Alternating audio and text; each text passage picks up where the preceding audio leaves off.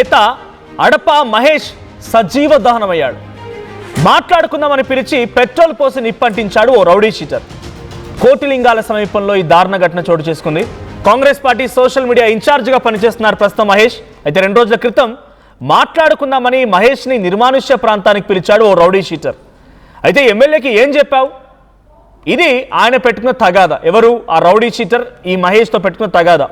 ఎమ్మెల్యేకి ఏమని చెప్పావని చెప్పి మహేష్ నిలదీసి తనపై తప్పుడు ప్రచారం చేస్తున్నాడంటూ దాడికి దిగాడు ఆ రౌడీ షీటర్. అయితే ఇద్దరి మధ్య తీవ్ర వాగ్వాదం నెలకొంది. దీంతో కోపంలో మహేష్ ఒంటిపై పెట్రోల్ పోసి నిప్పంటించాడు ఆ రౌడీ షీటర్ కుమార్.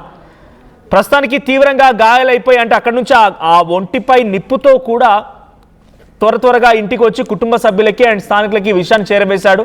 పలానా కుమార్ అనే వ్యక్తి నాపై దాడి చేశారనే విషయాన్ని మహేష్ ఇంటి దగ్గర చేరవేసిన తర్వాత వెంటనే హుటాహుటిన ఎంజీఎంకి తరలించారు. ఎంజీఎంలో బేసిక్ ట్రీట్మెంట్ తీసుకున్నారు. వెంటనే హైదరాబాద్ తరలిస్తున్న సమయంలో మార్గ మధ్యలోనే మహేష్ స్పాట్లోనే చనిపోయారు. అక్కడ జరిగినటువంటి ఆ ట్రావెలింగ్ సమయంలోనే చనిపోయారు ఆయన. అయితే కుమార్ గతంలో ఓ కేసులో కూడా కన్విక్ట్గా ఆయన వెళ్ళిపోయి జైలు శిక్ష అనుభవిస్తూనే పేరోల్ మీద బయటకు వచ్చాడంట. పేరోల్ మీద బయటకు వచ్చిన వెంటనే ఆయన ఈ దుర్మార్గానికి పాల్పడ్డాడు.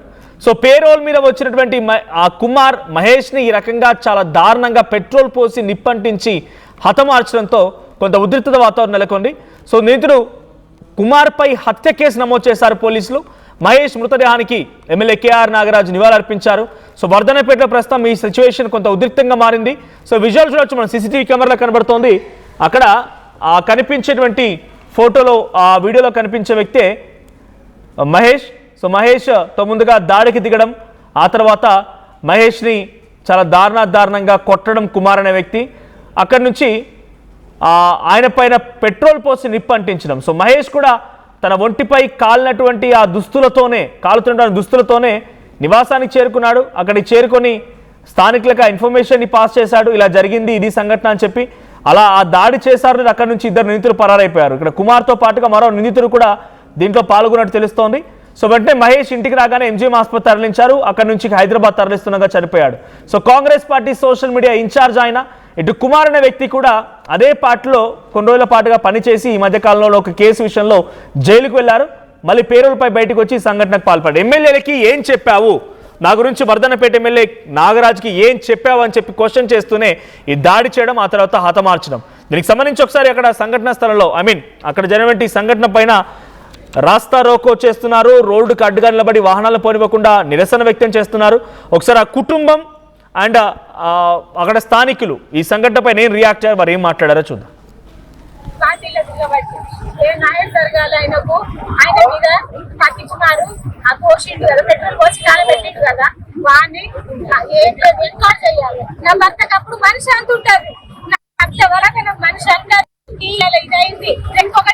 ఇంత సీనియర్ నాయకుడు, ఇది అధికార పార్టీది తెలియదా? భర్త చచ్చిపోయే ముందట కూడా కోరుకున్నాడు ఇదే ముచ్చట. నా భార్య, నా పిల్లగాడు ఉన్నాడు, నేనేం సంపాదించింది ఏం లేదు, సంపాదించుకున్నాను బస్సులు అన్ని పార్టీ పెట్టిన పార్టీ తిరిగిండు, ఏం లేదు. 30 సంవత్సరాలు అవుతుంది సీనియర్ ఆయన అని ఎన్కౌంటర్. నాకు అప్పుడు మనిషి అంటుంటారని అన్నాడు. అని ఇంటర్నాలు ఇప్పటికి పాతికెళ్ళినప్పుడు అరే ఇంటర్నా కావాల ఇంకో ఆయన చనిపోయారు. వారి ఈ ముఖం పెట్టుకొని వస్తారు. మా డాడీ 25 సంవత్సరాల నుండి ఒకటే పార్టీ, ఏం ఇల్లు లేదు, స్థలం లేదు. వారు తాకేది పెట్టారు, ఇవారికి ఒక చేసారు, ఏదో బాళ్ళు కొట్టించారు, ఇప్పటికి చేసారు. ఇప్పుడు వీళ్ళేమో పోలే అంటారు. మాకు సిపి కావాలి, లేకుంటే ఈయన్నే పిట్టోలు పోసుకుని సత్తని కన్నే. మా డాడీ 25 సంవత్సరాల నుండి కష్టపడతారు. సీనియర్ గుర్తించారా? పోలీసులు కాదా? సిపి ఎందుకు అత్తలేరు, దేనికి అత్తలేరు? మరి ఏమన్నా పెద్ద ఆలోచిస్తారా? వాళ్ళు తీర్మానాల పళ్ళన్న పేరు పెట్టుకొని ఇక్కడ నడిపిస్తారు. ఆయనేమో అక్కడ ఉంటాడు. ఏంటి అది?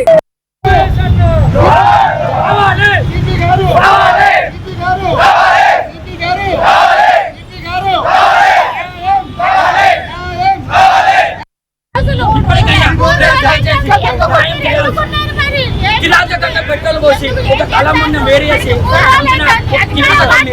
సమాజంలో జనాలు భయభ్రాంతులకు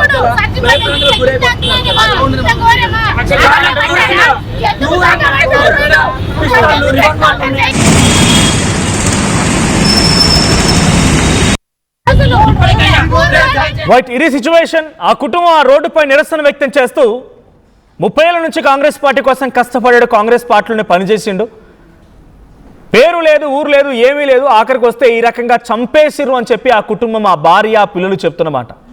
ఆ కుమారుడు ఏకంగా వాడిని శిక్షించకపోతే నేను సైతం పెట్రోల్ పోసుకొని చచ్చిపోతానని మాట్లాడుతున్నాడంటే ఎంతటి ఆగ్రహం, ఆవేదన వాళ్ళ కుటుంబంలో ఉందో అర్థమవుతోంది. సో ప్రస్తుతానికి ఆ కుమారుని నిందితుడు మాత్రం పరారులో ఉన్నట్టు తెలుస్తోంది. దీని మరిన్ని అప్డేట్స్ ప్రతినిధి వెంకటరత్నం అందిస్తారు. వెంకటరత్నం, సో ఏంటి ఇద్దరు చూస్తుంటే కాంగ్రెస్ పార్టీలో పనిచేస్తున్నట్టుగా ఉంది. నిందితుడేమో గతంలో కేసులో కన్విక్ట్గా మారి ఆయన జైలుకు వెళ్ళి బయటికి వచ్చాడు పేరోల్ కింద. వచ్చి రాగానే అసలు మహేష్తో ఎందుకు ఈ గొడవ, మహేష్ని హతమార్చిన కారణం ఏంటి? ఇది ముందుగా వేసుకున్న స్కెచ్ అయినా దీని వెనక ఇంకెవరైనా ఉన్నారా? ఓకే, ప్రస్తుతానికి ఇక్కడ జరుగుతున్నటువంటి పరిణామాలు చూస్తుంటే ఇక్కడ మహేష్ వాయిస్ చూసిన తర్వాత ఇక్కడ దాంట్లో స్పష్టంగా పేర్కొన్నాడు. ఇక్కడ పత్తి కుమార్ అనేటువంటి వ్యక్తి తనపై దాడి చేశారు, తనకి ఇంకో మిత్రుడు తన ఇక్కడికి ఫోన్ చేశారు, అయినా ఇది ఒక భయభ్రాంతులకు గురి చేసేటువంటి ప్రాంతం, తాను రాను అని చెప్పినప్పటికీ కూడా నేనున్నానన్నటువంటి ఒక కాన్ఫిడెంట్ ఇచ్చిన తర్వాత ఒక పథకం ప్రకారం ఇదంతా జరిగినట్టుగా మనకు స్పష్టంగా తెలుస్తుంది. దీనికి సంబంధించి కూడా ఇక్కడ ఏదైనా సమస్యలు ఉంటే పరిష్కరించుకోవాలి, కానీ ఇక పెట్రోల్ పోసి హత్యాయత్నం చేసేటువంటి ప్రయత్నాన్ని కూడా చాలా తీవ్రంగా పరిగణిస్తున్న నేపథ్యంలో వరంగల్లో ఒక్కసారి సంచలనం రేగింది. గతంలో ఉన్నటువంటి పత్తి కుమార్ పై కూడా ఇద్దరు రౌడీ షీట్ ఓపెన్ అయినటువంటి పరిస్థితులు కూడా కనిపిస్తున్నాయని చెప్పి ఇక్కడ ఉన్నటువంటి అధికారులు కూడా చెప్తున్నారు.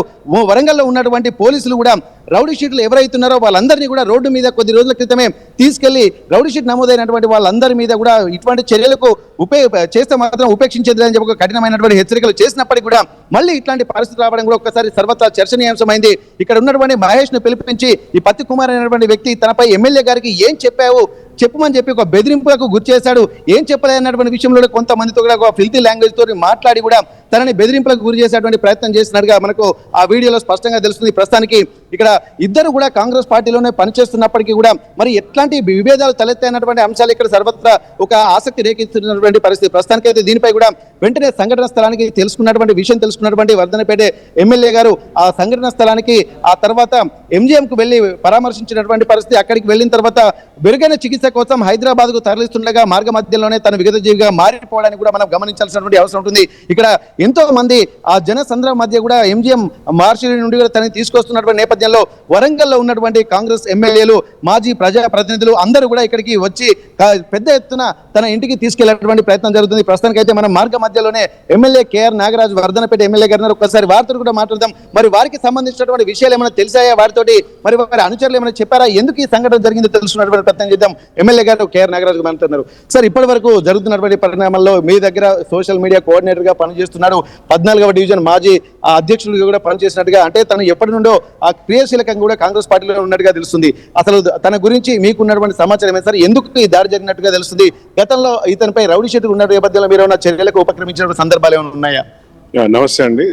అడప మహేష్ సీనియర్ కాంగ్రెస్ నాయకుడు, తర్వాత సోషల్ మీడియా ఇన్ఛార్జ్, గతంలో 14వ డివిజన్ ఇన్ఛార్జ్ గా ఉండే. సో నేను పార్టీలో జాయిన్ అయినప్పుడు సోదరుడు అడప మహేషే ఈ పత్తి రమేష్ కుమార్ ఇంటికి తీసుకెళ్లడం జరిగింది. అప్పటికి చెప్పిన తమ్ముడు ఇతని మీద రౌడీ షీట్ ఉన్నది అంటున్నావు, మరి మన పార్టీలో జాయిన్ చేసుకుంటే మంచిగా ఉంటుందా, శుభం ఉంటుందా, లేక ఏ విధంగా మన ప్రజల్లోకి వెళ్తుంది అంటే లేదన్నా అతను మారిపోయాడు. ఎందుకంటే అతనికి 2 అమ్మాయిలు ఉన్నారు, వాళ్ళ కూతురు చెల్లె కూడా చనిపోయింది. వారి బాధ్యత కూడా పోషణ బాధ్యత కుమారే తీసుకున్నాడు కాబట్టి మనతో ఉంటే అండగా ఉంటాడు, వారికి కుటుంబానికి కూడా ఆర్థిక సాయం మనం ఇచ్చేటట్టు ఉంటుందని పాపం ఈ చనిపోయిన సోదరుడే ఆ పార్టీలో తీసుకురావడం జరిగింది ఆ రోజు నాతోని, నా సమక్షంలో. కాకపోతే రాను కాలంలో అతని యొక్క యాటిట్యూడ్, అతని యొక్క బిహేవియర్ మారడం జరిగిన సందర్భంగా నేను మహేష్కు తర్వాత ఇక్కడున్న నాయకులకు అందరికీ చెప్పినాను. అంటే అందరినీ కూడా భయభ్రాంతులకు గురి చేయడం ఈ విధంగా చేస్తున్నాడు అన్న అంటే, మరి మహేష్ నువ్వే మాట్లాడాలి అతనితో, ఎందుకంటే నీతోనే సన్నిహితంగా ఉంటాడు కదా, నీ మాటనే వింటాడు. ఎందుకంటే ఇలాంటి చర్యలు చేస్తే మనకు తప్పుడు సమాచారం, సంకేతాలు వస్తున్నాయి కాబట్టి అంటే ఆ సందర్భంగా మాట్లాడిన సందర్భంగా గత నెల రోజుల నుండి దూరం పెట్టడం జరిగింది అతను మహేష్. ఇక్కడున్న కార్పొరేటర్ కానీ అందరు కానీ, డివిజన్ కొత్తగా ఎన్నుకోబడ్డ ఇంతియాజ్ కానీ అందరు కూడా నాయకులు, మొత్తం గ్రామంలో ఉన్న నాయకులు అందరు కూర్చొని అన్న ఇట్లా ఉంటే మనకు చెడ్డ పేరు వస్తుంది, ఇతను మళ్ళీ తాగుడుకు బానిసైండు, తర్వాత అందరిని బెదిరిస్తున్నాడు ఊకే అని అంటే హెచ్చరించడం జరిగింది. నీ పద్ధతులు మార్చుకో బాగుండన్న క్రమంలో అప్పటి దూరంగా ఉండడం జరుగుతుంది. బహుశా అదే మనసులో గ్రడ్జ్ పెట్టుకొని పాపం సోదరుని నమ్మకంతో పిలిస్తే తను వెళ్ళిండు. ఎందుకంటే అప్పటికి ఈ రాత్రి పూట ఒక్కడే వెళ్ళడం చాలా అనుచితమైన టైం. అది యాక్చువల్ వెళ్ళకూడదు, కానీ ఎందుకంటే మిత్రులుగా ఉన్నాడు కాబట్టి ఆ నమ్మకంతో వెళ్ళిండు. మధ్యవర్తి ఎవరితోనో పిలిపించుకొని పోతే వెళ్ళినాక అక్కడ ఆర్గ్యుమెంట్స్ అయినాయని సోదరుడు ఏదైతే నాకు సోషల్ మీడియాలో షేర్ చేసిండో అతని బాధ అంతా నేను విన్నా. చాలా బాధాకరం ఈ సంఘటన జరగడం, దురదృష్టకరం. సో తక్షణమే స్పందించి మీ అందరం కూడా సీనియర్ నాయకులు, మాజీ మినిస్టర్ గారు సారణ గారు, తర్వాత మా ఎంపీ గారు రాజన్న, మా ఎమ్మెల్యే సోదరుడు నాయన్ గారు, చైర్మన్ గారు, జిల్లా అధ్యక్షులు అందరం కూడా అండగా ఉంటామని ఆసుపత్రికి వెళ్ళి వారికి భరోసా ఇచ్చినాం ఫ్యామిలీకి. అలాగే పిసిసి గారితో మాట్లాడడం జరిగింది, మీనాక్షి మేడంతో మాట్లాడడం జరిగింది.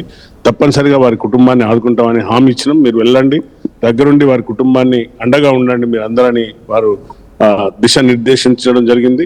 కాబట్టి తప్పనిసరిగా ఈ సంఘటన ఏదైతే జరిగిందో చాలా బాధాకరం. తప్పనిసరిగా సిపి గారికి కూడా, కమిషనర్ గారికి కూడా తెలియపరచడం జరిగింది.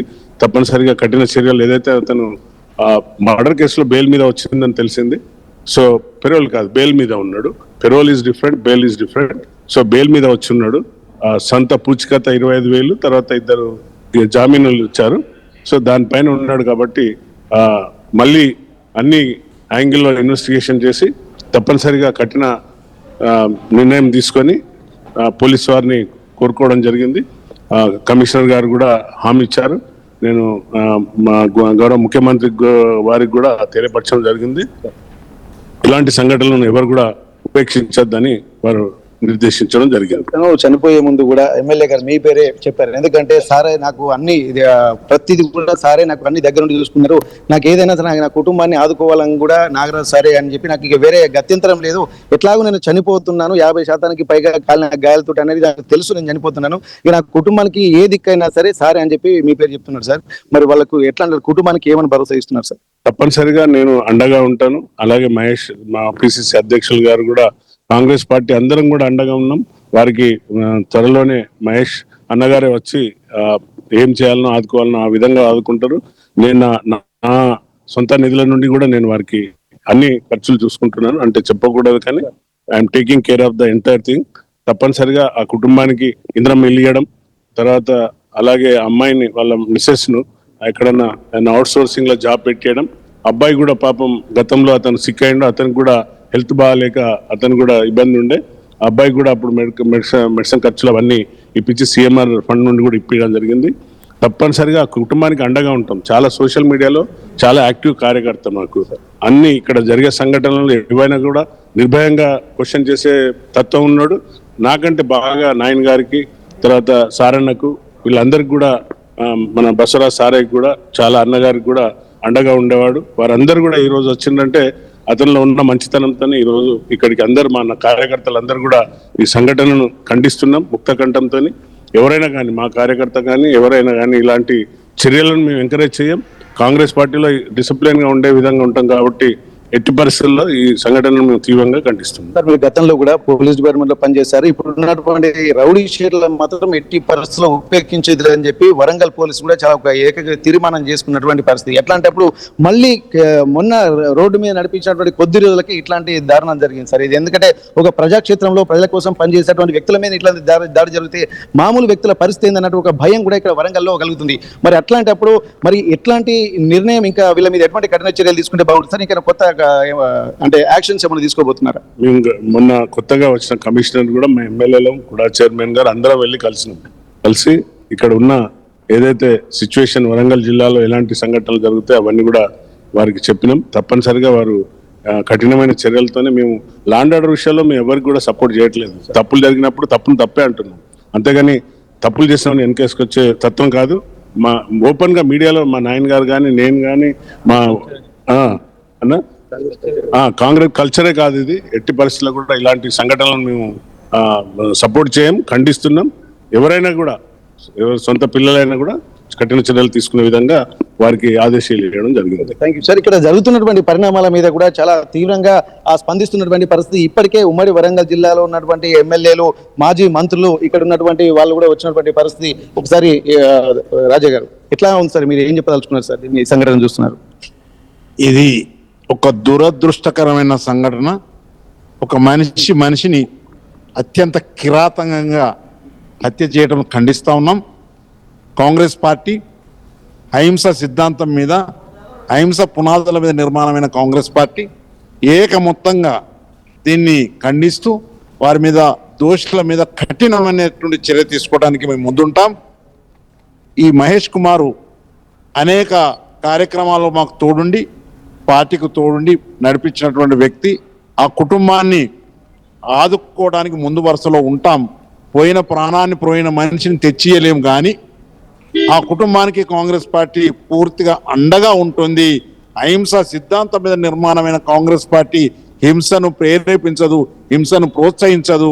చట్టం తన పని తను చేసుకపోవడానికి అనువైనటువంటి వాతావరణాన్ని మా రేవంత్ రెడ్డి గారు, ముఖ్యమంత్రి గారు కానీ, మా పిసిసి అధ్యక్షుడు కానీ తప్పకుండా ఇస్తారు అనేటువంటి ప్రగాఢమైన నమ్మకాన్ని తెలియజేస్తా ఉన్నాను. మహేష్ కుమార్ గారు కూడా మాకు ఫోన్లో చెప్పినారు, హామీ ఇవ్వండి, పార్టీ వాళ్ళ వెంట ఉంటుంది, ఆ కుటుంబం వెంట అని తెలియజేయడం జరిగింది. ధన్యవాదాలు. ఓకే సార్, ఇప్పటి వరకు మహేష్ ఎవరైతే అడుప మహేష్ తను చనిపోయిన తర్వాత కూడా మొత్తం ఉమ్మడి వరంగల్ జిల్లాలో ఉన్నటువంటి నాయకులు, ప్రజాప్రతినిధులు స్పందించినటువంటి పరిస్థితి.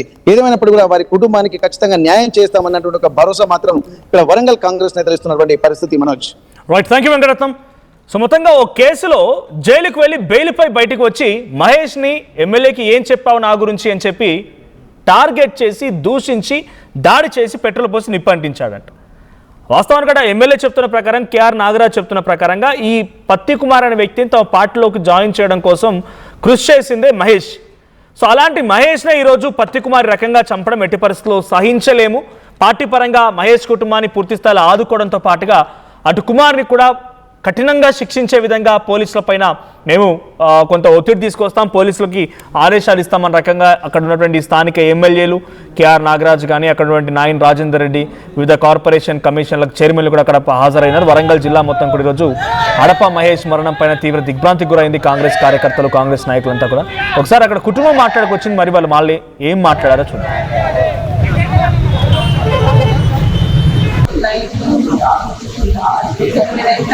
ఫోన్ చేసిన 8:30 ఫోన్ చేసిన చేస్తే రత్తాన లక్ష్మి అని అన్నాడు. అంటే సరే ఇవన్నీ అన్నాడు. అంటే ఇక మళ్ళీ ఏం చేసిండు, మళ్ళీ ఎవరు ఫోన్ చేసిండు, జన్ను మధును సంపదు ఇద్దరు ఫోన్లు చేసి ఆయన నాకు తప్పించుకొని ఇక ఎట్లా చేసిల్లో, ఇక ఏ రకం చేసిల్లో ఇక వేసి ఇక నా భర్త మీద అట్లా ఇక పోయినాక కథం అక్కడ కోట్లింగాల గుడి ఇక చీకటి ఉన్నది కదా, 9 అవుతారు. ఇక కథం పెట్రోల్ పోసిళ్ళు, అగ్గిపుల్ల గీపిళ్ళు వెనక మరలేదు. ఇక ఎవరు? పత్తి కుమార్ గారు పోసిండు.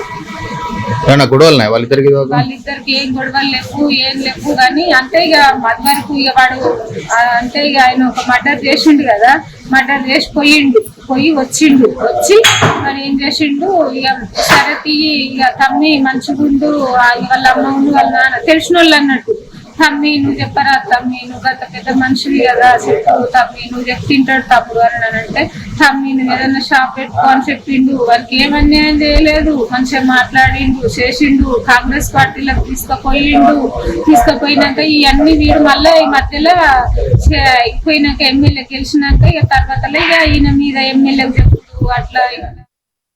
ఏం కొన్నావురా? అమ్మకి 10, అత్తమ్మకి 6, అమ్మమ్మకి 4 కేజీలు చీరలు మావా. అబ్బో, ఇక్కడ కేజీ చీరలు కొంటే 1/2 కేజీ చీరలు ఫ్రీ అంట.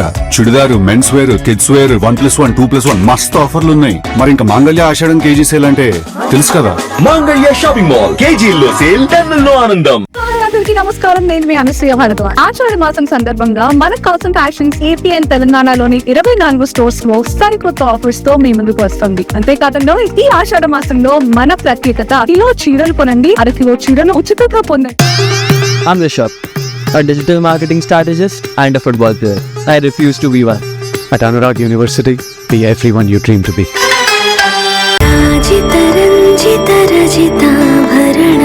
pure in its form with grace made noble.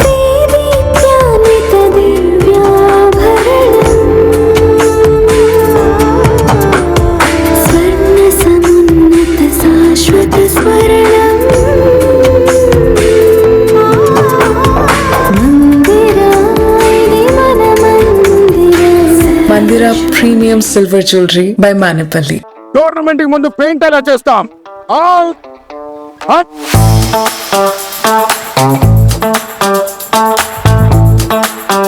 Plan అయితే చాలా బాగుంది. సార్ స్టేడియం పరిస్థితి చూడండి. టోర్నమెంట్ ముందు పెయింట్ ఎలా చేస్తాం? టెక్నో పెయింట్స్ ఉందిగా. Techno paints, township, dam, stadium లేదా మనీళ్ళు, పెయింట్స్ నుంచి పెయింటింగ్ వరకు పూర్తి సొల్యూషన్ కావాలంటే మేమున్నాం. కానీ సార్ టైం కి పూర్తవుతుందా? రోజుకు 23 లక్షల స్క్వేర్ ఫీట్ పెయింటింగ్ చేయగల సామర్థ్యం, 5,000 మంది స్కిల్డ్ లేబర్ టీం మా వెంట ఉంది. 23 లక్షల? అవును. ప్రపంచ స్థాయి రంగులు, అద్భుతమైన షేడ్స్ తో భారతదేశపు అసలైన పెయింట్ మరియు పెయింటింగ్ శక్తిని నేనే. VR Techno Paints. Techno Paints.